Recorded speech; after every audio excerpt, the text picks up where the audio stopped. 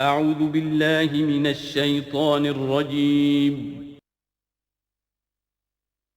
بسم اللہ الرحمن الرحیم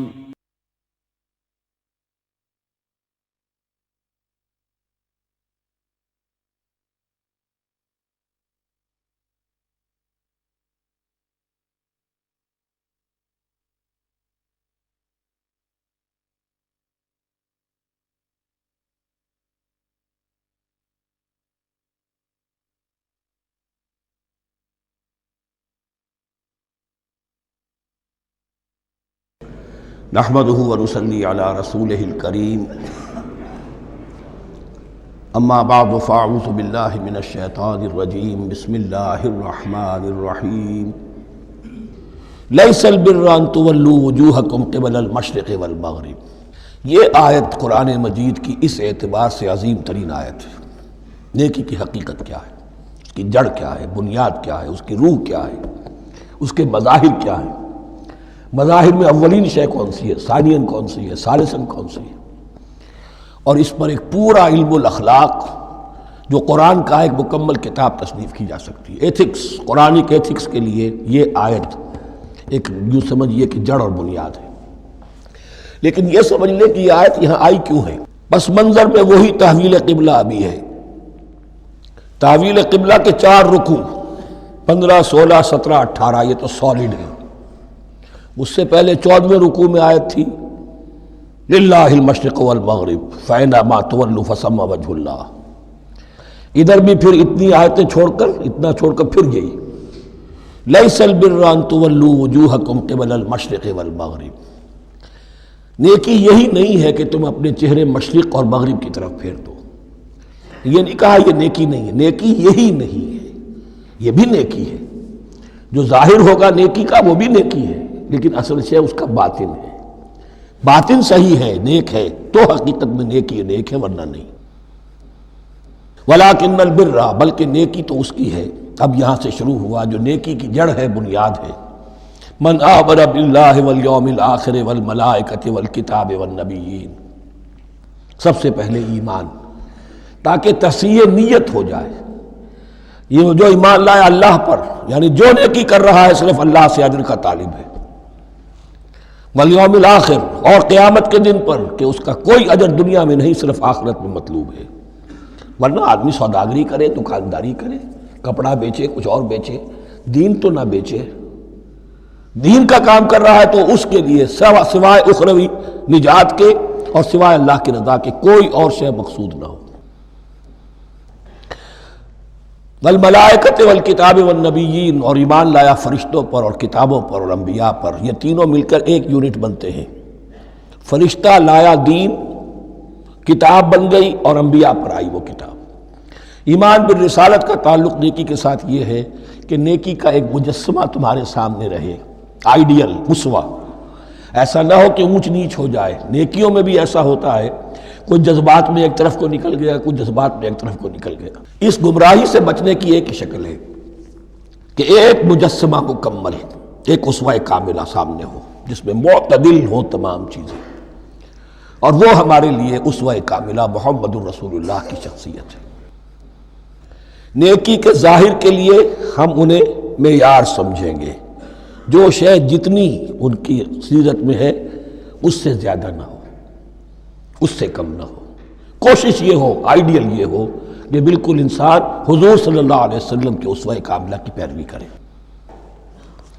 وَلَٰكِنَّ الْبِرَّ مَنْ آمَنَ بِاللَّهِ وَالْيَوْمِ الْآخِرِ وَالْمَلَائِكَةِ وَالْكِتَابِ وَالنَّبِيِّينَ وَآتَى الْمَالَ عَلَىٰ حُبِّهِ ذَوِي الْقُرْبَىٰ وَالْيَتَامَىٰ وَالْمَسَاكِينَ وَابْنَ السَّبِيلِ، اور دیا اس نے مال یا دے وہ مال اس کی محبت کے علی الرغم، علی حبہ اللہ کی طرف نہیں ہے، علی حب المال، علی الرغم مال محبوب ہے پھر بھی وہ خرچ کر رہا ہے، ذوی القربہ قرابت داروں پر، والیتامى یتیموں پر، والمساکین محتاجوں پر، وابن السبیل مسافر پر، والسائلین اور مانگنے والوں پر، وفی الرقاب اور لوگوں کی گردنیں چھڑانے میں۔ گویا کہ نیکی کے مظہر میں اولین مظہر یہ ہے انسانی ہمدردی۔ اگر یہ نہیں ہے تو نیکی نہیں ہے۔ عبادات کے انبار لگے ہوں اور دل میں شقاوت ہو، انسان کو حاجت میں دیکھ کر دل نہ پسیجے، کسی کو تکلیف میں دیکھ کر تجوری کی طرف ہاتھ نہ بڑھے حالانکہ تجوری میں مال موجود ہو، تو وہ دین کی روح سے بالکل خالی ہے۔ یا آپ سورہ آل عمران میں پڑھیں گے لن تنالوا البر حتى تنفقوا مما تحبون، تم نیکی کے مقام کو پہنچ ہی نہیں سکتے جب تک کہ خرچ نہ کرو اس میں سے جو تمہیں پسند ہے۔ جس سے طبیعت گھبرا گئی، اکتا گئی، کپڑے میں جو بوسیدہ ہو گئے وہ دے دیے، حاتم طائی کی قبر کو لات مار دی، وہ نہیں، جو شے پسند ہے اگر اس میں سے نہیں دیتے تو نیکی کو پہنچ بھی نہیں سکتے، تمہیں ہوا بھی نہیں لگے گی۔ وَأَقَامَ الصَّلَاةَ وَآتَى الزَّكَاةَ، دیکھیے نماز اور زکوٰۃ اب آ رہے ہیں۔ یہ ہے حکمت دین کہ ایک ہے روح دین، وہ ہے ایمان، اور جو اس کے مظاہر ہے، مظہر اول انسانی ہمدردی، نمبر دوم ہے پھر نماز اور زکوٰۃ، اور یہاں زکوٰۃ کو علیحدہ ذکر کیا ہے، اور اس آیت کا حضور نے حوالہ دیا ان فی المال لحقا سوی الزکاۃ۔ دیکھو کچھ لوگوں نے سمجھا بس ہم نے زکوٰۃ نکال دی تو حق ادا ہو گیا پورا، بڑی بے وقوفی ہے۔ مال میں حق ہے زکوٰۃ کے سوا بھی، اور اب آپ نے یہ آیت پڑھی، دیکھو اس آیت میں کیا ہے، زکوٰۃ کا تذکرہ بعد میں ہو رہا ہے، وَآتَى الْمَالَ عَلَىٰ حُبِّهِ ذَوِي الْقُرْبَىٰ وَالْيَتَامَىٰ وَالْمَسَاكِينَ وَابْنَ السَّبِيلِ وَالسَّائِلِينَ وَفِي الرِّقَابِ وَأَقَامَ الصَّلَاةَ وَآتَى الزَّكَاةَ۔ اس کی کیا حکمت ہے کہ ایمان کو تر و تازہ رکھنے کے لیے نماز ہے، اقم الصلاۃ لذکری، اور انسانی ہمدردی میں مال خرچ کرنے کے جذبے کو پروان چڑھانے کے لیے برقرار رکھنے کے لیے زکوٰۃ ہے۔ اتنا تو دو نا کم سے کم، بوتل کا منہ تو کھلے، کارک تو نکلے اس کا، اگر بوتل کا کارک نکل جائے گا تو شاید اس میں سے کچھ شربت اور بھی نکل آئے، تو زکوٰۃ ہے تو کارک کے مانند 2.5% ہے، کیا ہے، لیکن یہ کہ اس سے پھر کچھ اور بھی نکلے گا۔ جو زکوٰۃ بھی نہیں دیتا اس نے کیا کرنا۔ وَالْمُوفُونَ بِعَهْدِهِمْ إِذَا عَاهَدُوا، اور وہ کہ جو اپنے عہد کو پورا کرنے والے ہیں جب کوئی عہد کر لیں۔ سب سے بڑا عہد اللہ سے کیا، لست بربکم قالوا بلا، پھر عہد شریعت کا ہے کہ جو ہم نے کیا اللہ کے ساتھ، پھر آپس میں جو بھی معاہدے ہو جائیں، اور معاملات انسانی سارے کے سارے معاہدات کی شکل میں، شوہر اور بیوی کا معاملہ بھی ایک معاہدہ ہے، marriage is a social contract, شوہر کی ذمہ داریاں ہیں، اس کے فرائض ہیں، بیوی کی ذمہ داریاں اس کے فرائض ہیں، شوہر کے حقوق ہیں، بیوی کے حقوق ہیں، پھر جو بھی امپلائر امپلائی ریلیشن شپ ہے معاہدہ ہے، کانٹریکٹ ہے، جو ہمارا آپ کا پولیٹیکل سسٹم ہے وہ بھی معاہدوں کے اوپر مبنی ہے، بڑا بزنس جو ہے وہ کانٹریکٹ پہ چلتا ہے۔ تو اگر ایک چیز پیدا ہو جائے کہ جو عہد کر لیا ہے اسے پورا کرنا ہے تو ساری اسٹریم لائننگ ہو جائے گی تمام معاملات کی۔ وَالْمُوفُونَ بِعَهْدِهِمْ إِذَا عَاهَدُوا وَالصَّابِرِينَ فِي الْبَأْسَاءِ وَالضَّرَّاءِ وَحِينَ الْبَأْسِ، اور خاص طور پر صبر کرنے والے فقر و فاقہ میں، جنگ کی حالت میں اور تکلیف میں۔ یعنی ایک نیکی ہے بدھ مت کے بھکشوؤں کی نیکی، ایک نیکی یہ ہے، یہ نیکی باطل کو چیلنج کرتی ہے، یہ نیکی خانقاہوں تک محدود نہیں ہوتی، یہ نیکی صرف انفرادی سطح تک محدود نہیں رہتی۔ جو نیکی اللہ چاہتا ہے وہ یہ ہے کہ اب باطل کا سر کچلنے کے لیے میدان میں آؤ، اور جب باطل کا سر کچلنے کے لیے میدان میں آؤ گے تو خود بھی تکلیفیں اٹھانی پڑیں گی۔ صحابہ کرام کو بھی جانیں دینی پڑی ہیں، سینکڑوں صحابہ نے جام شہادت نوش کیا۔ تو آخری چوٹی کیا ہے، گویا کہ سمم بونم جس کو کہتے ہیں ایتھکس کے اندر، کہ اس نظریہ اخلاق میں سب سے اونچی منزل کون سی ہے، وہ سمم بونم جو ہے اسلام کا، وَالصَّابِرِينَ فِي الْبَأْسَاءِ وَالضَّرَّاءِ وَحِينَ الْبَأْسِ وَلَا تَقُولُوا لِمَنْ يُقْتَلُ فِي سَبِيلِ اللَّهِ أَمْوَاتٌ بَلْ أَحْيَاءٌ وَلَكِنْ لَا تَشْعُرُونَ۔ وہ آیت یاد کر لیجئے، اولئک الذین صدقوا، یہ ہیں لوگ جو سچے ہیں، دعوت و نیکوکاری کا بہت شوق ہے، یہ ہیں وہ لوگ کہ جو سچے ہیں، وَأُولَئِكَ هُمُ الْمُتَّقُونَ، اور یہی حقیقت میں متقی ہیں۔ تمہارے ذہنوں میں کوئی اور نقشے بیٹھے ہوئے ہیں، کوئی لباس ہے، وضاقتہ ہے، بس یہ بڑا متقی آدمی ہے۔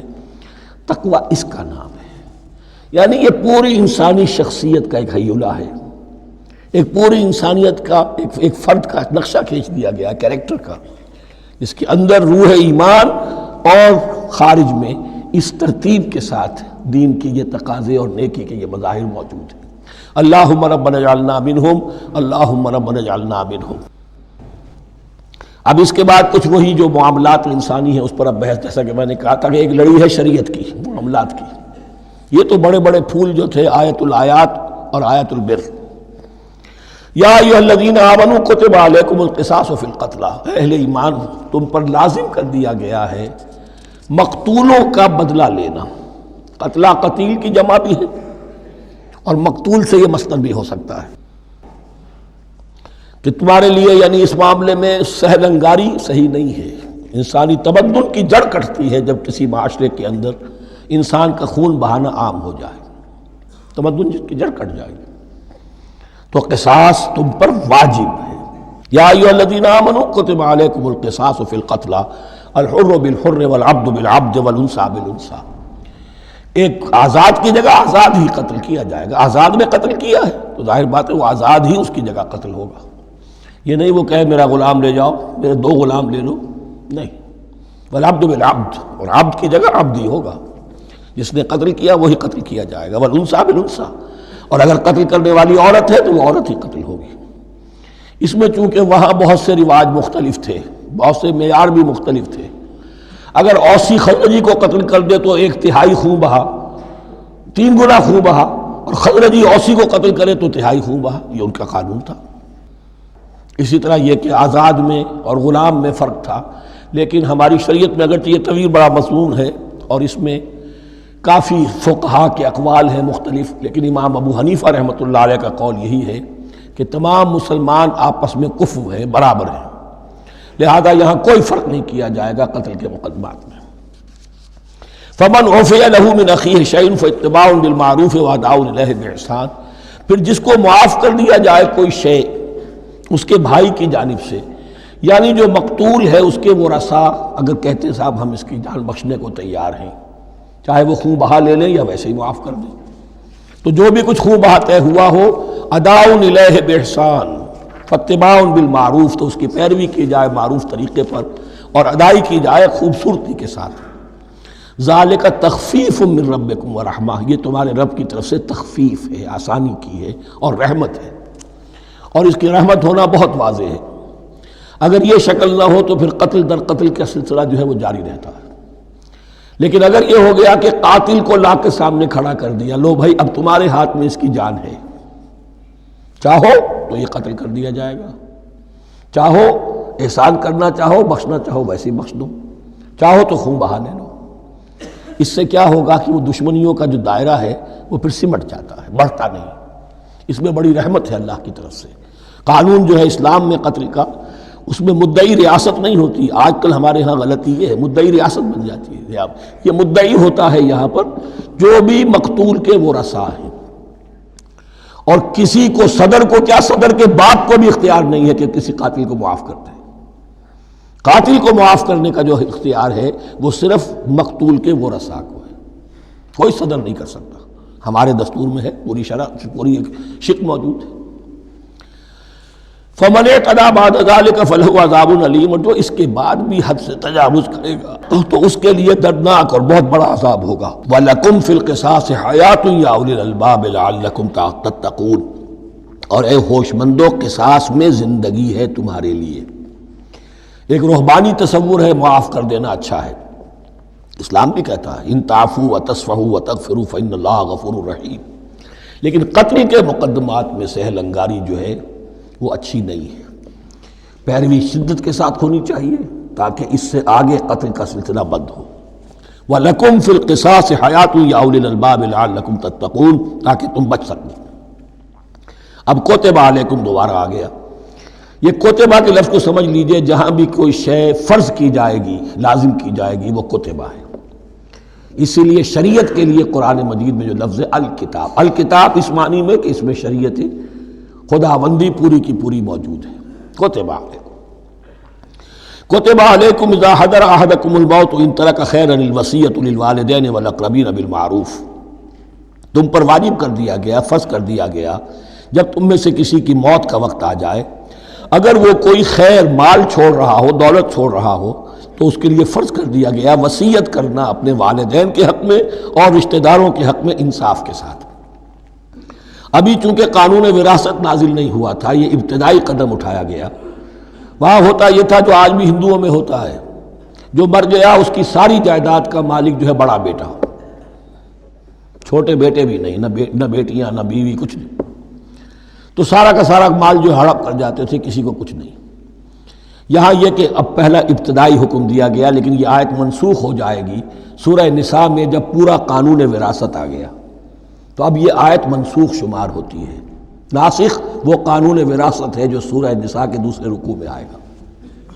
البتہ اس کے ایک حصے کو حضور نے باقی رکھا ہے، وہ گویا کہ سنت نے اس کے ایک جز کو برقرار رکھا ہے، اور وہ جز یہ ہے کہ مرنے والا 1/3 اپنے مال کے لیے وصیت کر سکتا ہے کسی کے لیے، 1/3 سے زیادہ نہیں، اور وارث کے لیے وصیت نہیں ہوگی۔ جس کی وراثت میں حق مقرر ہو چکا ہے اس کے لیے وصیت نہیں ہوگی، وہ غیر وارث کے لیے وصیت ہوگی، کسی دینی ادارے کو دینا چاہے، کسی اور کو دینا چاہے، یتیم کو، بیوہ کو، یتیم خانے کو، ٹھیک ہے، 1/3۔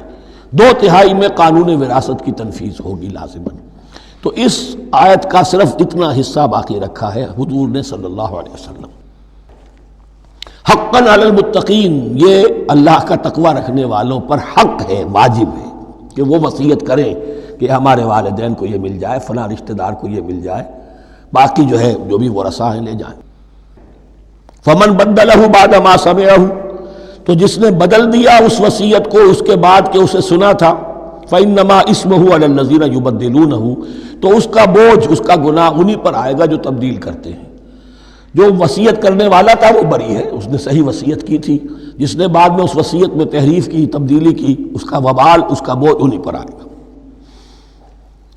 ان اللہ سمیع علیم، یقینا اللہ سب کچھ سننے والا اور جاننے والا ہے۔ فمن خاف من موص جنفا، اب اگر کسی کو اندیشہ ہوا کہ وصیت کرنے والے نے جانبداری برتی ہے، ٹھیک وصیت نہیں کی ہے، دیانتداری کے ساتھ اس کی رائے یہ ہوئی، او اسمن، یا گناہ اس نے کمایا ہے، فاصلح بینہم، اور اب ان کے مابین صلح کرا دی، ورثاء کو جمع کیا کہ بھائی وراثت تو یہ تھی، ان کی وصیت تھی، لیکن دیکھو اس میں یہ زیادتی والی بات ہے، اگر تم مطمئن ہو جاؤ، متفق ہو جاؤ تو اس میں اتنی تبدیلی کر دی جائے ان کے اتفاق سے، فلا اسم علیہ، تو اس میں کوئی گناہ نہیں ہے، یعنی ایسی نہیں ہے یہ بات کہ اس کو وہ سینکشن اور سینکٹیٹی حاصل ہو گئی ہے، تقدس، کہ اب اس میں کوئی تبدیلی نہیں ہو سکتی۔ باہمی مشورے سے اور اچھے جذبے سے، اصلاح کے جذبے سے وصیت میں تغیر ہو سکتا ہے۔ ان اللہ غفور الرحیم، یقیناً اللہ تعالی بخشنے والا ہے، رحم فرمانے والا۔ اب لڑی آ گئی دوسری عبادت والی، عبادت میں صوم۔ جہاں تک نماز کا ذکر ہے تو وہ تو مکی صورتوں میں اس کا بے تحاشا مرتبہ ذکر موجود ہے، لیکن یہاں جو ہے معاملہ صوم، اس سے پہلے مکی دور میں صوم کا کہیں کوئی تذکرہ ہی نہیں، نہ عربوں میں اس کا رواج تھا۔ یہ لفظ بھی عربی زبان میں تھا گھوڑوں کے لیے، گھوڑے روزہ رکھتے تھے، رکھتے کیا تھے بیچارے، انہیں رکھوایا جاتا تھا، کیونکہ عربوں کا جو معاملہ تھا وہ لوٹ مار، غارت گری، اور اس کے لیے انہیں چاہیے تیز رفتار سواری، جاؤ حملہ کرو، لوٹو مارو اور بھاگو۔ اونٹ جو ان کی فضا اور ان کے ماحول کے لیے مناسب تھا، وہ زیادہ تیز دوڑ نہیں سکتا، اپنی اس ضرورت کے لیے گھوڑا چاہیے تھا۔ گھوڑے میں عرب کا سخت موسم برداشت کرنے کی عادت نہیں، نازک جانور ہے، وہ پیاسا تو نہیں رہ سکتا 7 دن تک جیسے کہ اونٹ رہ سکتا ہے، بھوکا نہیں رہ سکتا، وہ لو کے تھپیڑے نہیں برداشت کر سکتا، لہذا عرب اس کو رکھواتے تھے روزہ، کھانا پینا بند کیا اور اس کے جو ہے منہ کر کے کھڑے ہو گئے جب گرم تیز ہوا چل رہی ہے، خود تو اپنے آپ کو لپیٹ لیا اپنے گھٹنے میں، گھترا کہلاتا ہے وہ جو بھی کپڑا اوپر ہوتا ہے، اور وہ اس گھوڑے کو جو ہے وہ ساری آگ اس پر برس رہی ہے تاکہ اس میں عادت پیدا ہو جائے جھیلنے کی، برداشت کرنے کی، تو جنگ کے موقع پر کہیں یہ دغا نہ دے جائے۔ اگر یہ ہمت ہار گیا تو اس کا تو کیا گیا جائے گا، تو اصل میں سوار ہے جو مارا گیا۔ یہ روزہ ان کے ہاتھ تھا، لیکن جب حضور آئے مدینے میں تو یہاں یہود میں روزے کا رواج تھا، وہ ایک تو عاشورہ کا روزہ رکھتے تھے، اس لیے کہ وہ تاریخ تھی جس میں کہ نجات ملی تھی بنی اسرائیل کو فرعونیوں سے۔ پہلے یہ کہ ہر مہینے میں 3 روزے، اب اگر 30 کے 30 روزے ایک ہی مہینے میں فرض کر دیے گئے ہوتے اور وہ ہوتے جون جولائی کے تو جان نکل جاتی۔ بہترین تدبیر یہ کی گئی ہر مہینے میں، اور یہ موسم سارے آ رہے ہیں اس میں۔ پھر کچھ عرصے کے بعد یہ رمضان کا روزہ فرض کیا گیا۔ پہلا جو روزہ تھا 3 دن کا، اس میں یہ بھی تھی اجازت کہ جو اگر مسافر نہیں ہے، بیمار بھی نہیں ہے، طاقت رکھتا ہے روزہ رکھنے کی، پھر بھی روزہ نہ رکھے تو اس کا فدیہ یہ ہے کہ 1 مسکین کو کھانا کھلائے۔ علی الاطلاق تھا یہ۔ جب رمضان کے روزے کی فرضیت ہو گئی تو اب یہ فدیہ نہیں ہے، البتہ حضور نے اس کو باقی رکھا ایسے شخص کے لیے جو بہت بوڑھا ہے، یا کوئی خاتون بہت بوڑھی ہے برداشت نہیں کر سکتی، یا کوئی بیمار ہے، کسی سخت ایسی بیماری میں ہے کہ روزہ اس کے لیے جان کے لیے ہلاکت کا اندیشہ ہو سکتا ہے، اس کے لیے فدیہ برقرار رکھا۔ عام طور پر صحت مند شخص جو مسافر بھی نہ ہو اس کے لیے یہ رعایت ختم ہو گئی۔ یہ ہے ان آیات کی تعبیر جس پر میں پہنچا ہوں، اور بہت پہلے پہنچ گیا تھا، لیکن چونکہ اکثر مفسرین نے یہ بات نہیں لکھی ہے تو میں جھجکتا رہا، لیکن بعد میں مجھے معلوم ہوا کہ مولانا انور شاہ کاشمیری رحمۃ اللہ علیہ کی رائے یہی ہے، تو مجھے اعتماد ہو گیا۔ اور پھر مجھے اس کا ذکر جو ہے یہ تفسیر کبیر میں امام راضی کے ہاں بھی مل گیا کہ متقدمین کے ہاں یہ رائے موجود تھی کہ پہلی 2 آیتیں جو ہیں اس روزے سے متعلق یہ رمضان کے روزے سے متعلق نہیں ہیں، بلکہ وہ 3 ہر مہینے کی 13، 14 اور 15 ایام 20 کے روزے حضور نے بعد بھی رکھے ہیں نفلاً، لیکن شروع میں یہ 3 روزے رکھنے کا حکم دیا گیا تھا۔ پہلی 2 آیتیں اس 6 آیتوں پر مشتمل رکوع، اور یہ ایک عجیب مقام ہے۔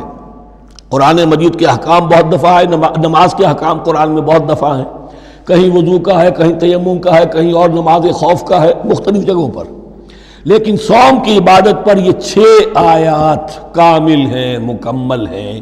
اس کی حکمت، اس کی غرض و غایت، اس کے احکام سب کے سب اس میں آ گئے۔ اب پہلی 2 آیتیں کون سی ہیں؟ یا ایھا الذین آمنوا کتب علیکم الصیام کما کتب علی الذین من قبلکم لعلکم تتقون، اے ایمان والو تم پر بھی فرض کیا گیا روزہ رکھنا جیسے کہ فرض کیا گیا تھا تم سے پہلوں پر، تاکہ تمہارے اندر تقویٰ پیدا ہو جائے۔ وہ جنگ کے لیے کرواتے تھے گھوڑوں کو تیار، تمہیں تقویٰ کے لیے اپنے آپ کو تیار کرنا ہے، بھوک کو قابو میں رکھ سکو، شہوت کو قابو میں رکھ سکو، پیاس کو برداشت کر سکو۔ اللہ کی راہ میں جنگ کے لیے تمہیں نکلنا ہوگا، اس میں بھوک بھی آئے گی، پیاس بھی آئے گی، اپنے آپ کو تیار کرو جہاد کے لیے۔ اور یہ بات واضح ہو جائے گی، اگلے رکوع سے قتال کی بحث شروع ہو جائے گی۔ روزے کی یہ گفتگو ہو رہی ہے تمہیداً قتال کے لیے، جیسے گھوڑوں کو تیار کیا جاتا تھا، صوم رکھوایا جاتا تھا قتال کے لیے۔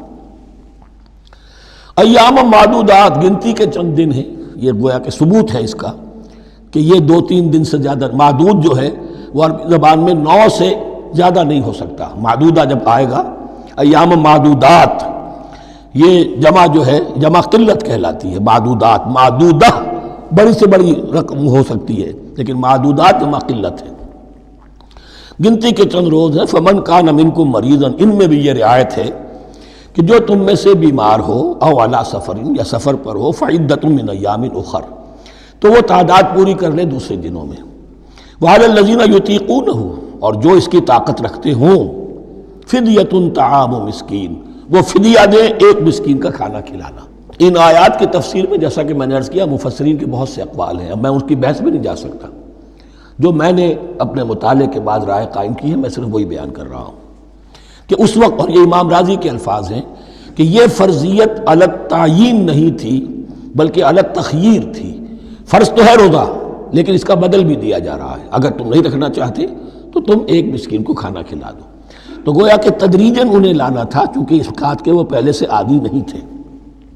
فمن تطوع خیرا فهو خیر اللہ، اور جو اپنی جی سے، اپنی مرضی سے خیر کرنا چاہے تو اس کے لیے خیر ہے، روزہ بھی رکھے اور مسکین کو کھانا بھی کھلائے، دونوں کام کرے، تو اس میں کوئی رکاوٹ تو نہیں، اس کے لیے بہتر ہوگا۔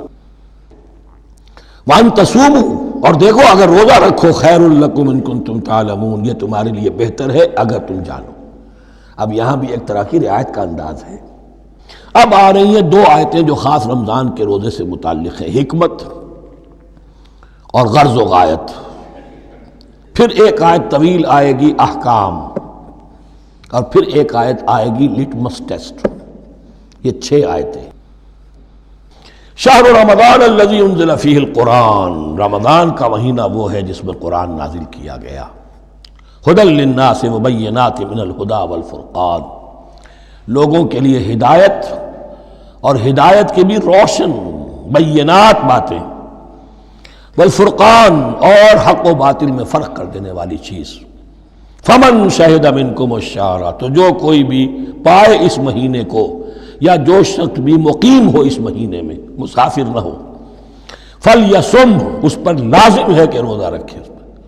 اب وہ وجوب علی التخییر ختم ہو گیا، اب وجوب علی التعیین، اب یہ لازم ہے، یہ رکھنا ہے۔ ایک رعایت باقی رکھی، ومن کان مریضا او علی سفر فعدۃ من ایام اخر، جو بیمار ہے یا یہ کہ سفر پر ہے وہ تعداد پوری کر لے دوسرے دنوں میں۔ یرید اللہ بکم الیسر ولا یرید بکم العسر، اللہ تمہارے ساتھ آسانی چاہتا ہے، سختی نہیں چاہتا۔ یہ لوگ اپنے اوپر سختیاں جھیلتے ہیں، شدید جو ہے سفر کے اندر بھی روزہ رکھے ہوئے، حالانکہ یہاں اجازت دی ہوئی ہے۔ یہ بلکہ حضور نے ایک مرتبہ ایک سفر میں کافی سرزنش کی، کچھ ایک جہاد اور قتال پہ نکلے تھے، لیکن کچھ لوگوں نے اس سفر میں بھی روزہ رکھ لیا۔ نتیجہ یہ ہوا کہ سفر کے بعد جہاں منزل میں اب جا کر خیمے لگانے تھے وہ نڈھال ہو کر گر گئے، جن لوگوں کا روزہ نہیں تھا انہوں نے پھر وہ خیمے لگائے، منزل کا کام کیا۔ تو حضور نے فرمایا کہ لیس من البر الصیام فی السفر، روزے رمضان اس میں سفر میں روزہ رکھنا کوئی نیکی کا کام نہیں ہے۔ لیکن ہمارا تصور اور ہے، 105 بخار چڑھا ہوا ہے، روزہ نہیں کھولوں گا میں، روزہ تو میں نے رکھا ہوا ہے، یا روزہ تو میں نہیں چھوڑوں گا۔ حالانکہ جہاں رعایت اللہ کی ہے اس رعایت سے فائدہ نہ اٹھانا ایک طرح کا کفران نعمت ہے۔ وَلِتُكْمِلُوا الْعِدَّةَ، لیکن تمہیں عدت اور تعداد اب پوری کرنی ہوگی۔ وہ جو تھی ایک رعایت کہ فدیہ دے کر فارغ ہو جاؤ، وہ نہیں ہے۔ وَلِتُكَبِّرُوا اللَّهَ عَلَىٰ مَا هَدَاكُمْ، اور تاکہ تم تکبیر کرو اللہ کی اس پر کہ جو اس نے ہدایت تمہیں عطا فرمائی۔ وَلَعَلَّكُمْ تَشْكُرُونَ، اور تاکہ تم شکر کر سکو اس نعمت عظمیٰ کا جو قرآن حکیم کی شکل میں تمہیں دی گئی ہے۔ اس موضوع پر میرا کتابچہ عظمت صوم اور عظمت صیام و قیام قرآن، اس میں یہ سارے مضامین تفصیل سے آئے ہیں، کیا حکمت ہے، کیا غرض و غایت ہے، کیا مقصد ہے، اور آخری منزل کیا ہے، وَإِذَا سَأَلَكَ عِبَادِي عَنِّي فَإِنِّي قَرِيبٌ۔ مطلوب تو یہ ہے کہ تمہارا جو یہ جسم حیوانی ہے یہ کچھ کمزور پڑے، روح ربانی جو تم میں پھونکی گئی ہے اسے تقویت حاصل ہو۔ دن میں روزہ رکھو، اس حیوانی وجود کو ذرا کمزور کرو، دباؤ اس کے تقاضوں کو، رات کو کھڑے ہو جاؤ، اللہ کا کلام سنو اور پڑھو، تاکہ تمہاری روح کی آبیاری ہو، اس پر حیات، آب حیات کا ترشح ہو۔ نتیجہ کیا نکلے گا؟ تمہارے اپنے اندر سے ایک پیاس ابھرے گی، وَإِذَا سَأَلَكَ عِبَادِي عَنِّي فَإِنِّي قَرِيبٌ، تقرب الی اللہ کا جذبہ پیدا ہوگا۔ تو اے نبی، جب میرے بندے، ایسے بندے آپ سے میرے بارے میں سوال کریں، ان کو بتا دیجئے میں قریب ہوں، دور نہیں ہوں۔ یہ حقوق انسانی کا میرے نزدیک دنیا میں سب سے بڑا میگنا کارٹا ہے۔ اللہ اور بندے کے درمیان کوئی فصل نہیں ہے، فصل اگر ہے تو تمہاری اپنی خباثت ہے، اگر تمہاری نیت میں فساد ہے، حرام خوری تو کرنی ہی کرنی ہے، تو اب کس منہ سے اللہ سے دعا کرو گے؟ پھر جاؤ گے کسی پیر کے پاس، آپ دعا کر دیجئے، یہ نذرانہ حاضر ہے؟ یہ طریقہ کیا ہے؟ انسان کا نفس حائل ہے اور کوئی نہیں، ورنہ ہم تو مائل بے کرم ہیں، کوئی سائل ہی نہیں، راہ دکھنا ہے کسی رہنوی منزل ہی نہیں، کوئی پوپ نہیں، کوئی پنڈت نہیں، کوئی پادری نہیں، کوئی پیر نہیں، کوئی نہیں، جب چاہو اللہ سے ہم کلام ہو جاؤ۔ اس سے بڑا حق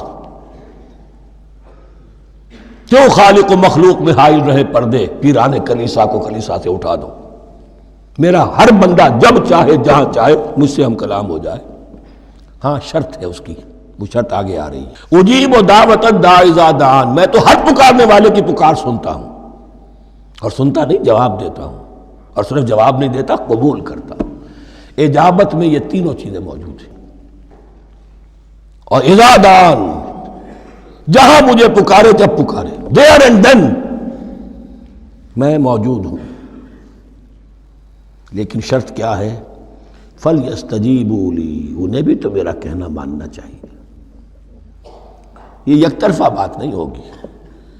فاذکرونی اذکرکم، تم مجھے یاد رکھو گے تو میں تمہیں یاد رکھوں گا۔ یہ دو طرفہ معاملہ ہے۔ تم شکر کرو گے میں تمہاری قدردانی کروں گا، تم میری طرف چل کر آؤ گے میں بھاگ کر آؤں گا، تم بارش برآؤ گے میں ہاتھ بڑھاؤں گا، لیکن تم رخ موڑ لو گے ہم بھی رخ موڑ لیں گے۔ ہماری تو غرض نہیں ہے، غرض ہے تو تمہاری۔ تم رجوع کرو گے ہم بھی رجوع کر لیں گے، تم توبہ کرو گے ہم اپنی نظر کرم پھر تمہاری طرف متوجہ کر دیں گے۔ لیکن ہر چیز ان تنصروا اللہ ینصرکم، اللہ کی مدد کرو گے تو اللہ تمہاری مدد کرے گا۔ تمہاری دوستیاں ہو، پینگے بڑھا رہے ہو اللہ کے دشمنوں کے ساتھ، ساز باز ہو اللہ کے دشمنوں کے ساتھ، اور کھڑے ہو جاؤ قنوت نازلہ میں اللہ سے مدد مانگنے کے لیے، تم سے بڑا بے وقوف کون ہوگا؟ پہلے اللہ کی طرف رخ تو کرو، اللہ سے اپنا معاملہ درست کرو۔ ہاں اس میں کوئی یہ شرط نہیں ہے کہ پہلے ولی کامل اس وقت توبہ کرو خلوص نیت سے اور سارے پردے ہٹ جائیں گے، لیکن خلوص نیت کے ساتھ توبہ۔ وَإِذَا سَأَلَكَ عِبَادِي عَنِّي فَإِنِّي قَرِيبٌ أُجِيبُ دَعْوَةَ الدَّاعِ إِذَا دَعَانِ فَلْيَسْتَجِيبُوا لِي وَلْيُؤْمِنُوا بِي لَعَلَّهُمْ يَرْشُدُونَ أُحِلَّ لَكُمْ لَيْلَةَ الصِّيَامِ الرَّفَثُ إِلَىٰ نِسَائِكُمْ۔ اب یہ ہے احکام کی آیت، بڑی طویل ہے، کیونکہ یہود کے ہاں شریعت میں روزہ جو ہے شروع ہو جاتا تھا شام کو ہی، اور رات بھی روزے میں شامل تھی، تو تعلق زن و شو بھی نہیں ہو سکتا، اور کوئی سحری وحری کا تصور نہیں تھا، جیسے ہی سوئے رات شروع روزہ شروع، اب اگلے دن تک غروب آفتاب تک روزہ رہے گا۔ ہمارے ہاں روزے میں نرمی کی گئی ہے، ایک تو یہ کہ رات کو اس سے خارج کر دیا، روزہ دن کا ہے، اور رات کے وقت تعلق زن و شو بھی ہے، کھانا پینا بھی ہے، جو پابندیاں روزے کی ہیں وہ سب اٹھ گئی۔ لیکن ہو یہ رہا تھا کہ لوگ سمجھ رہے تھے کہ شاید وہی جو احکام ہیں یہود کے ہاں شاید وہی ہمارے ہاں بھی ہیں، اس لیے وہ ایسا بھی ہوتا تھا اپنے جذبات میں بیویوں سے مقاربت کرتے تھے، لیکن دل میں سمجھتے تھے کہ ہم نے غلط کام کیا ہے۔ یہاں اب ان کو اطمینان دلایا جا رہا کہ نہیں، احل لکم لیلۃ الصیام الرفث الی نسائکم، حلال کر دیا گیا ہے تمہارے لیے روزے کی راتوں میں اپنی بیویوں کے پاس جانا۔ ہن لباس لکم وانتم لباس لہن، وہ پوشاک ہے تمہارے لیے، تم پوشاک ہو ان کے لیے۔ بڑا بلیغ کنایا ہے یہ، جیسے لباس میں اور جسم میں کوئی پردہ نہیں ہے، لباس ہی تو پردہ ہے نا، لباس میں اور جسم میں تو کوئی پردہ نہیں، ایسے ہی بیوی میں اور شوہر میں کوئی پردہ نہیں۔ ہن لباس لکم وانتم لباس لہن۔ ویسے بھی انسان کے اخلاق کی حفاظت کرنے والی، مرد کے اخلاق کی حفاظت کرنے والی بیوی ہے، بیوی کے اخلاق کی حفاظت کرنے والا مرد ہے۔ وہ مجھے اقبال کا شعر یاد آ رہا تھا، تعلیم نئی ہو کہ پرانی، نسوانیت زن کا نگہباں ہے فقط مرد، نہ پردہ نہ تعلیم نئی ہو کہ پرانی، نسوانیت زن کا نگہباں ہے فقط مرد۔ بہرحال ایک دونوں کے لیے وہ ایک ضرورت بھی ہے، ان کی پردہ پوشی بھی کرتے ہیں ایک دوسرے کی، اور اس طریقے سے لباس کی جو ہے اس میں کنایا کیا گیا۔ علم اللہ انکم کنتم تختانون انفسکم، اللہ کے علم میں ہے کہ تم اپنے آپ کے ساتھ خیانت کر رہے تھے، ایک کام کر رہے تھے جو گناہ نہیں ہے، لیکن تم سمجھتے تھے گناہ ہے، تو اپنے آپ سے خیانت ہو گئی کہ نہیں؟ اصلاً وہ گناہ نہیں تھا لیکن تمہارے علم میں نہیں تھا، لیکن تم یہ سمجھتے ہوئے بھی کہ یہ ممنوع ہے، اس کا ارتکاب کر رہے تھے۔ علم اللہ انکم کنتم تختانون انفسکم فتاب علیکم، تو اللہ نے تم پر نظر رحمت فرمائی، وعفا عنکم، اور بخش دیا، معاف کر دیا، جو بھی خطائیں ہو گئی ہیں وہ سب کے سب معاف سمجھو۔ فالآن باشروہن، اب ان کے ساتھ جو بھی تعلق زد و شے ہے وہ قائم کرو، وابتغوا ما کتب اللہ لکم، اور تلاش کرو، حاصل کرو جو کچھ اللہ نے تمہارے لیے لکھ دیا ہے۔ کیا لکھ دیا ہے؟ ایک تو اولاد تعلق زد و شو میں، اور ایک سکون ہے کہ جو اللہ تعالیٰ نے اس میں رکھا ہے، لِتَسْكُنُوا إِلَيْهَا، قرآن مجید میں یہ الفاظ آئے، ایک تسکین ہے، سکون ہے، اعصاب کا تناؤ جو ہے وہ اس کے بعد جو ہے اس کے اندر ایک سکون کی کیفیت پیدا ہو جاتی ہے۔ اور یہی اس میں حکمت ہے کہ حضور اپنے ہر سفر میں ہم ایک زوجہ محترمہ کو ضرور ساتھ رکھتے تھے، اس لیے کہ قائد کو، سپہ سالار کو کسی وقت بڑی ایسی یعنی پریشان کن صورتحال میں فیصلے کرنے پڑتے ہیں، جذبات پر دباؤ ہوتا ہے اور اعصاب پر دباؤ ہوتا ہے، تو ساتھ اگر کوئی اہلیہ بھی موجود ہو تو اس میں اور اس کے بہترین مواقع سیرت میں آئے ہیں، وہ پھر کسی وقت میں بیان کروں گا۔ وابتغوا ما كتب الله لكم وكلوا واشربوا حتى يتبين لكم الخيط الابيض من الخيط الاسود من الفجر، اور کھاؤ اور پیو یہاں تک کہ واضح ہو جائے تمہارے لیے سفید دھاری فجر کی سیاہ دھاری سے، یعنی یہ پاؤ پھٹنے کے لیے استعارہ ہے کہ جب سفیدہ نمایاں ہوتا ہے ایک لکیر کی طرح، پاؤ پھٹ گئی، اس وقت تک کھانے پینے کی چھوٹ ہے، سحری جو ہے آپ کر سکتے ہیں، بلکہ کلو واشربو، کھاؤ اور پیو، اور اس کی حدیث میں تاکید آئی ہے، اور یہ بھی فرمایا ہمارے اور یہود کے روزے کے مابین سحری جو ہے وہ فرق ہے، تسحروا فإن فی السحور برکہ، سحری ضرور کیا کرو اس لیے کہ سحری میں برکت ہے۔ ثم اتموا الصیام الی اللیل، پھر رات تک روزے کو پورا کرو۔ اب رات تک میں اکثر فقہا کے نزدیک غروب آفتاب مراد ہے، اہل تشیع اس سے ذرا آگے جاتے ہیں کہ رات کا لفظ آیا ہے تو ذرا اور غروب آفتاب پر چند منٹ گزر جائے، لیکن ہمارے اہل سنت کے ہاں غروب آفتاب جو ہے وہی گویا کہ یہ اس کی غایت ہے۔ وَلَا تُبَاشِرُوهُنَّ وَأَنْتُمْ عَاكِفُونَ فِي الْمَسَاجِدِ، لیکن یہ رعایت جو تمہیں دی جا رہی ہے اس میں ایک استثناء ہے، جب تم معتکف ہو مسجدوں میں تو پھر اپنی بیویوں سے کوئی تعلق قائم نہ کرو۔ وَلَا تُبَاشِرُوهُنَّ، مت ان سے مباشرت کرو، وَأَنْتُمْ عَاكِفُونَ فِي الْمَسَاجِدِ، جبکہ تم مسجدوں میں اعتکاف میں ہو، آخری عشرے میں جو اعتکاف ہوتا ہے۔ تِلْكَ حُدُودُ اللَّهِ فَلَا تَقْرَبُوهَا، یہ اللہ کی حدود ہے، ان کے قریب مت جاؤ۔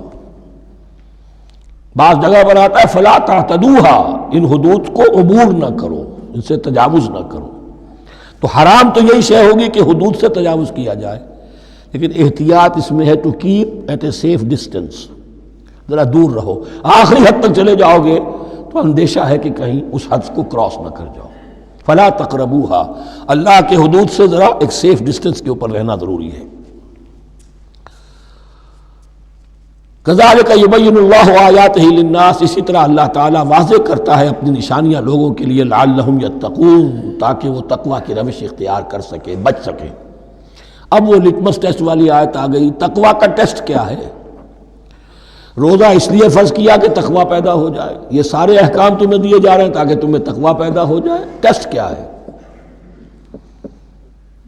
تقوی کا لٹمس ٹیسٹ عقل حلال،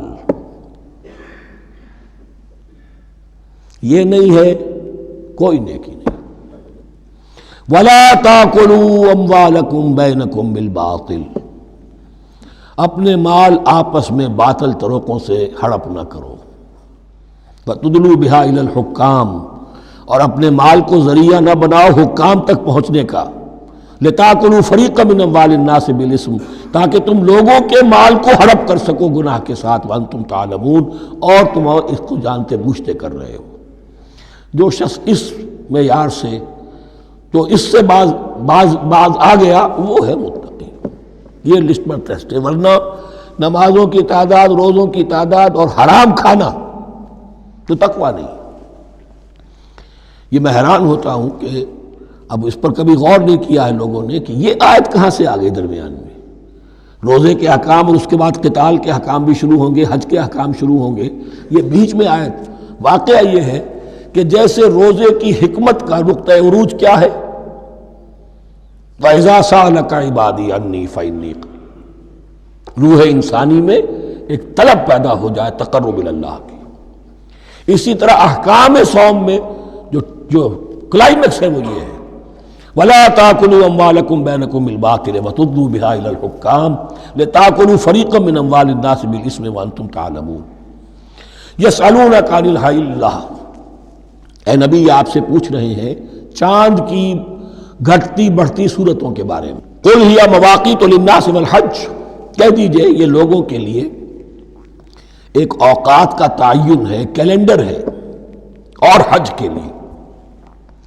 اب دیکھو آپ کو معلوم ہے کہ یہ اللہ تعالیٰ نے ایک کیلنڈر لٹکا دیا ہے، معلوم ہو گیا یہ چاند پہلی تاریخ ہو گئی، کچھ دنوں کے بعد آپ نے دیکھا معلوم ہوتا ہے کہ اب ایک ہفتہ گزر گیا ہے، آدھا چاند ہو گیا ہے، 2 ہفتے ہو گئے، پورا چاند ہو گیا ہے، اس نے گھٹنا شروع کیا۔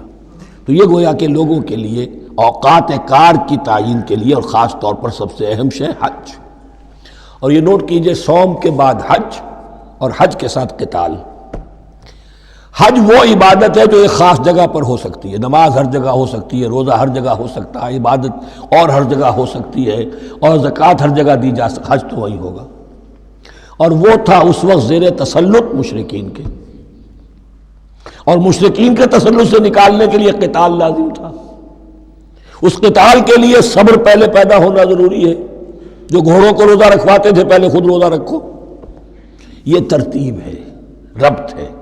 صوم کے احکام فوراً حج اور قتال کے احکام۔ یسألونک عن الأہلۃ قل ہی مواقیت للناس والحج ولیس البر بأن تأتوا البیوت من ظہورها ولکن البر من اتقى۔ اور یہ کوئی نیکی نہیں ہے کہ تم گھروں میں ان کی پشت پر سے داخل ہو، بلکہ نیکی تو اس کی ہے جس میں تقوی ہے۔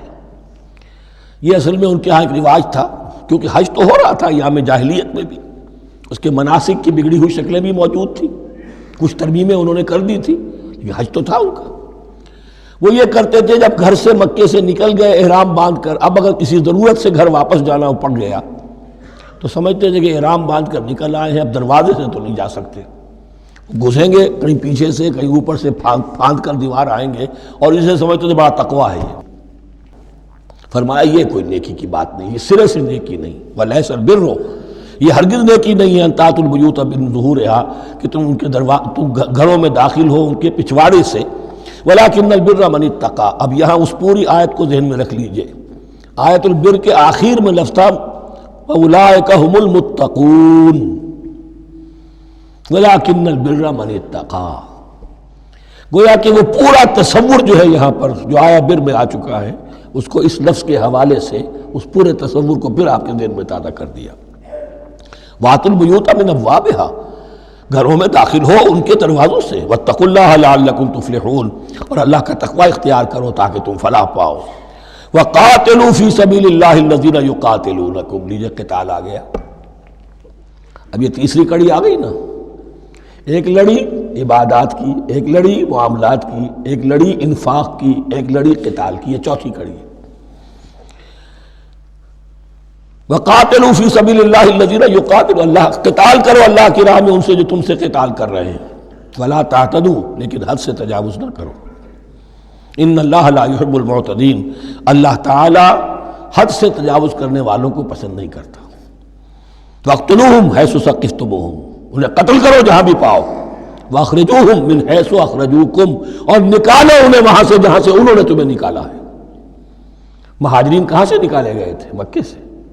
محمد الرسول اللہ پر وہاں پر حیات تنگ کر دی گئی تھی، قافیہ تنگ کر دیا گیا تھا، تبھی تو آپ نے ہجرت کی۔ نکالو انہیں وہاں سے جہاں سے انہوں نے تمہیں نکالا ہے۔ والفتنة اشد من القتل، اور یہ خیال نہ رہے کہ قتل اور خون ریزی جو ہے تو بری بات ہے، فتنہ اس سے بھی زیادہ بری بات ہے۔ فتنہ کیا ہے؟ ایسے حالات جن میں کہ انسان اللہ خدائے واحد کی بندگی نہ کر سکے، اسے غلط کاموں پر مجبور کیا جائے، حرام خوری پر مجبور ہو گیا ہو، یہ سارے حالات فتنہ ہیں۔ تو قتل اور خون ریزی اتنی بری شے نہیں ہے جتنی فتنہ۔ والفتنة اشد من القتل ولا تقاتلوهم عند المسجد الحرام حتى يقاتلوكم فيه، ہاں مسجد حرام وہ چونکہ اسے تو امن کی جگہ بنا دیا گیا ہے، ان سے جنگ مت کرو مسجد حرام کے پاس جو بھی حرم کا علاقہ ہے، حتیٰ یقاتلوکم، یہاں تک کہ وہ خود تم سے قتال کریں اس میں۔ فَإِن قَاتَلُوكُمْ، پھر اگر وہ تم سے قتال کرتے ہیں، جنگ کرتے ہیں، فَاقْتُلُوهُمْ، تو قتل کرو انہیں۔ كَذَلِكَ جَزَاءُ الْكَافِرِينَ، یہی بدلہ ہے کافروں کا۔ وَفَإِنِ انتهوا فَإِنَّ اللَّهَ غَفُورٌ رَحِيمٌ، اگر وہ باز آ جائے تو اللہ غفور اور رحیم ہے۔ وَقَاتِلُوهُمْ حَتَّى لَا تَكُونَ فِتْنَةٌ وَيَكُونَ الدِّينُ لِلَّهِ۔ اب جب یہ جنگ کا مرحلہ شروع ہو گیا ہے دعوت محمدی کے سلسلے میں صلی اللہ علیہ وسلم، تو مسلمانوں جان لو ایک دور تھا 12-13 برس تک تمہیں حکم تھا کفو ایدیکم، مارے کھاؤ ہاتھ نہ اٹھاؤ۔ اب یہ نیا دور ہے، آ گیا ہے، تمہاری دعوت و تحریک جو ہے وہ نئے دور میں داخل ہو گئی ہے۔ اب جب تمہاری تلواریں نیام سے باہر آ گئی ہیں، اب یہ نیام میں نہ جائیں جب تک کہ فتنہ بالکل ختم نہ ہو جائے اور دین اللہ ہی کے لیے ہو جائے، اللہ کا دین قائم ہو جائے۔ یہ آیت دوبارہ آئے گی اور زیادہ نکھری ہوئی شان کے ساتھ سورہ انفال میں، وَقَاتِلُوهُمْ حَتَّى لَا تَكُونَ فِتْنَةٌ وَيَكُونَ الدِّينُ كُلُّهُ لِلَّهِ، دین کل کا کل، جز نہیں۔ دین کی بالادستی پوری انسانی زندگی پر، انفرادی بھی اجتماعی بھی، اور اجتماعی کے بھی سارے پہلو، politico socio economic system totally وہ اللہ کے احکام کے تابع ہو۔ وَقَاتِلُوهُمْ حَتَّى لَا تَكُونَ فِتْنَةٌ وَيَكُونَ الدِّينُ لِلَّهِ فَإِنِ انْتَهَوْا فَلَا عُدْوَانَ إِلَّا عَلَى الظَّالِمِينَ، پھر اگر وہ باز آ جائیں، صلح چاہے تو ٹھیک ہے، پھر ظالموں کے اوپر جو ہے سوائے ظالموں کے کسی پر زیادتی جائز نہیں۔ الشہر الحرام بالشہر الحرام، حرمت والا مہینہ بدلہ ہے حرمت والے مہینے کا، والحرمات قصاص، اور حرمات کے اندر بھی بدلہ ہے۔ فَمَنِ اعْتَدَىٰ عَلَيْكُمْ فَاعْتَدُوا عَلَيْهِ بِمِثْلِ مَا اعْتَدَىٰ عَلَيْكُمْ، تو جو کوئی بھی تم پر زیادتی کرتا ہے، دست درازی کرتا ہے، تو تم بھی اس کے خلاف کارروائی کرو، اقدام کرو جیسے کہ اس نے تم پر زیادتی کی۔ وَاتَّقُوا اللَّهَ، اور اللہ کا تقوی اختیار کرو۔ وَاعْلَمُوا أَنَّ اللَّهَ مَعَ الْمُتَّقِينَ، اور یہ جان لو کہ اللہ ساتھ ہے متقیوں کے، یعنی اللہ کی تائید، نصرت، اس کی مدد آئے گی اہل تقوی کے۔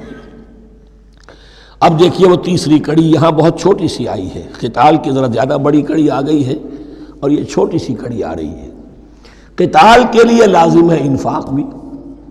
جنگ کیسے ہوگی اگر فوج کے لیے ساز و سامان نہ ہو، رسد کا اہتمام نہ ہو، ہتھیار نہ ہو، سواریاں نہ ہو، کیسے ہوگی جنگ؟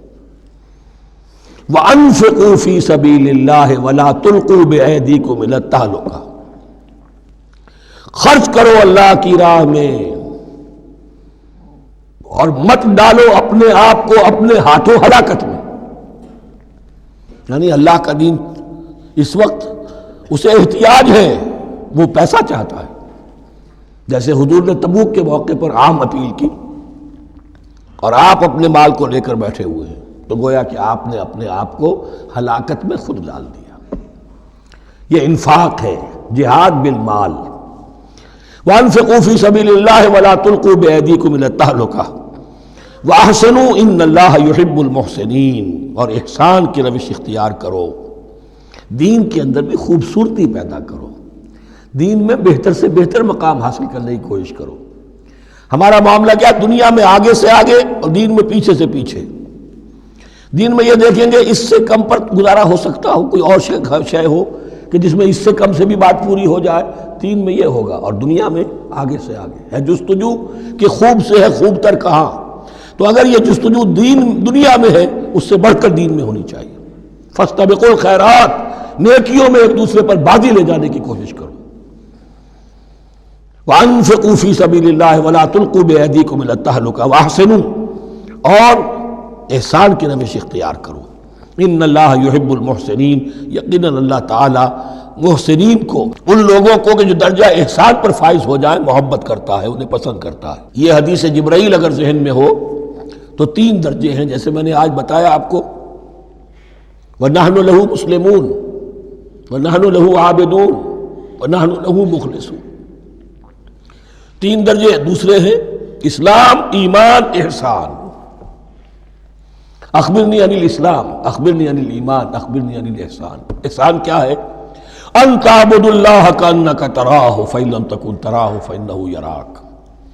یہ سارے کام جو دین کے لیے کیے جا رہے ہوں، عبادت ہے، جہاد ہے، قتال ہے، ایسی کیفیت میں، ایسے اخلاص کے ساتھ، گویا کہ تم اپنی آنکھوں سے اللہ کو دیکھ رہے ہو، اور اگر تم اللہ کو نہیں دیکھ رہے تو کم سے کم یہ کیفیت تو تمہاری ہو جائے کہ تمہیں مستحضر رہے کہ اللہ تمہیں دیکھ رہا ہے۔ یہ احسان ہے۔ وَأَحْسِنُوا، عام طور پر اس کا ترجمہ اس انداز میں نہیں کیا گیا ہے، اس کو اچھی طرح سمجھ لیجئے، ویسے یہ مضمون کھل کر آئے گا سورہ مائدہ میں۔ ان اللہ یحب المحسنین، یقیناً اللہ تعالیٰ محسنین کو پسند کرتا ہے۔ وَأَتِمُّوا الْحَجَّ وَالْعُمْرَةَ لِلَّهِ، اور حج اور عمرہ مکمل کرو اللہ کے لیے۔ جو عمرے کے لیے احرام تو باندھ لیا جائے گا مدینے سے 7 میل باہر نکل کر ہی، حج مکمل تو ہوگا جب طواف بھی ہوگا، وقوف عرفہ بھی ہوگا، سارے اس کے جو بھی مناسک ادا کیے جائیں گے۔ لیکن یہ کہ جو شخص بھی نیت کر لے حج کی یا عمرے کی، تو پھر اسے مناسب کو مکمل کرنا چاہیے، کوئی کمی نہ رہے۔ فَإِنْ أُحْصِرْتُمْ، اگر تمہیں گھیر لیا جائے، روک دیا جائے، جیسے کہ سن 6 میں ہو گیا، صلح حدیبیہ کرنی پڑی، مشرکین مکہ اڑ گئے، نہیں داخل ہونے دیں گے۔ اگر تمہارا گھیراؤ ہو جائے فمستیسر من الہدی، تو جو بھی تم قربانی پیش کر سکو پیش کر دو۔ یہ دم احصار کہلاتا ہے کہ چونکہ اب ہم آگے نہیں جا سکتے، یہی ہمیں احرام کھولنا پڑ رہا ہے، تو دم احصار، یہ خون، یہ جو جانور اللہ کے نام پر ہم دے رہے ہیں، یہ اس کی ایک طرح کا کفارہ ہے۔ وَلَا تَحْلِقُوا رُؤُوسَكُمْ حَتَّى يَبْلُغَ الْهَدْيُ مَحِلَّهُ، اور اپنے سر اس وقت تک نہ موڑو جب تک کہ وہ ہدی کا جانور جو ہے وہ محل تک، یعنی جو بیت الماء جہاں پر جا کر ذبح ہونا ہے وہاں پہنچ نہ جائے۔ جانور تو آپ نے بھیج دیے اور وہ رکاوٹ نہیں ڈالیں گے، اس لیے کہ ان کا گوشت تو ان کو کھانے کو ملے گا، لہذا جانور، لیکن یہ اندازہ کر لو کہ اب اتنا وقت گزر گیا ہے کہ وہ ہدی قربانی کا جانور جو ہے وہ پہنچ گیا ہوگا، ہدیم بالغ الکعبہ، وہ وہاں پر اس کی اپنے مقام پر پہنچ گیا۔ فمن کان منکم مریضا او بہ اذی من راسہ، تو جو کوئی بھی تم میں سے ہو بیمار یا اس کے سر میں کوئی تکلیف ہو، کوئی زخم ہو، اور اس کی وجہ سے یہ ہے کہ وہ حجامت کرانی ضروری ہو جائے، بال کاٹنے ضروری ہو جائیں، ففدیۃ من صیام او صدقۃ او نسک، تو پھر فدیہ دینا پڑے گا۔ اگر اس ہدی کے جانور کے کعبے تک پہنچنے سے پہلے تمہیں اپنے بال کاٹنے پڑے، حجامت کرانی پڑی، تو فدیہ ہوگا۔ یہ جو ہے دم جنایت کہلاتا ہے، یعنی ایک جو کمی رہ گئی ہے اس کی تلافی کے لیے۔ وہ سیام بھی ہے، روزے 3 دن کے، او صدقۃ او نسک، یا پھر یہ ہے کہ کوئی قربانی ہے، ایک جانور قربان کیا جائے، دم جنایت اس کو کہتے ہیں، یا صدقہ کیا جائے، 6 افراد کو کھانا کھلایا جائے۔ فَإِذَا أَمِنْتُمْ، پھر جب تمہیں امن حاصل ہو اور تم سیدھے جا سکتے ہو، بیت اللہ پہنچ سکتے ہو، فَمَنْ تَمَتَّعَ بِالْعُمْرَةِ إِلَى الْحَجِّ فَمَا اسْتَيْسَرَ مِنَ الْهَدْيِ، تو جو کوئی بھی فائدہ اٹھائے عمرے سے، حج سے قبل، فَمَا اسْتَيْسَرَ مِنَ الْهَدْيِ، تو وہ ایک اور قربانی پیش کرے جو بھی اسے میسر ہو۔ اب یہ سمجھ لیجئے کہ حضور کی بعثت سے پہلے عرب میں رواج یہ تھا کہ ایک سفر میں حج بھی کرنا، عمرہ بھی کرنا ان کے نزدیک حرام تھا، یہ توہین تھی کعبے کی۔ حج کے لیے 3 مہینے، شوال، ذوالقعدہ، ذی الحج، اور رجب کا مہینہ ان کے ہاں طے تھا عمرے کے لیے۔ عمرے کے لیے علیحدہ سفر کرو، اس کے لیے علیحدہ سفر کرو۔ لیکن شریعت محمدی میں جو آسانیاں کی گئی ہیں وہ یہ ہیں کہ ایک شخص، اور چونکہ اس ملت کو پھیلنا تھا بہت طویل علاقے پر، لوگوں کے لیے سفر آسان تو نہیں تھا، تو آپ ایسا کر سکتے ہیں کہ آپ جائیں اور عمرہ بھی کر لیں، حج بھی کر لیں۔ ایک شکل یہ ہے کہ عمرہ کیا، احرام کھول دیا، اور پھر حج کا وقت آیا 8ویں ذی الحج کو، تو پھر احرام باندھا، وہ حج کا احرام ہو گیا، اسے کہتے ہیں تمتع۔ ایک یہ ہے کہ حج کے لیے احرام باندھا تھا، جاتے ہی عمرہ بھی کر لیا لیکن احرام کھولا نہیں، اسی احرام میں جاری رکھ کر اسے، اور اسی میں حج بھی کر لیا، یہ قران کہلاتا ہے، جمع کر دیا ایک ہی احرام میں عمرے کو بھی اور حج کو بھی۔ ایک افراد کہلاتا ہے، بس ایک کے لیے صرف حج کا معاملہ ہو شروع سے۔